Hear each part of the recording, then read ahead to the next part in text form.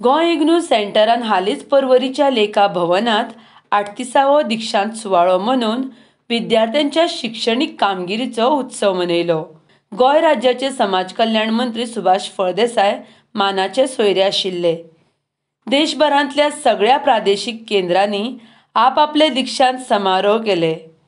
हातूंत 3,17,000 विद्यार्थ्यांक पदवी दिल्या।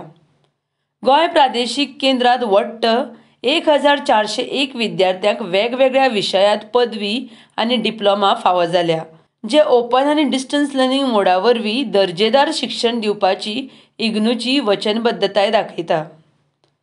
पदवीधर विद्यार्थ्यांक संबोधीत करतना फळदेसायान शिक्षणाचें लोकशायीकरण करपाक आनी पयसुल्ल्या आनी कुशीक काडिल्ल्या समाजांतल्या विद्यार्थ्यां सयत विंगड विंगड फाटभूंय आशिल्ल्या शिकप्यांक संद दिवपाक इग्नूच्या भुमिकेची तोखणाय केली। गोंय प्रादेशीक संचालक डॉ. जी. श्रीनिवास हांणी गोंय प्रादेशीक केंद्राचो अहवाल सादर केलो। तातूंत मुखेल कामगिरी शिकपी आदार उपक्रम आनी इग्नूच्या शिक्षणीक कार्यावळींचो ह्या प्रदेशांतल्या वाडट्या परिणामांचेर भर दिल्लो।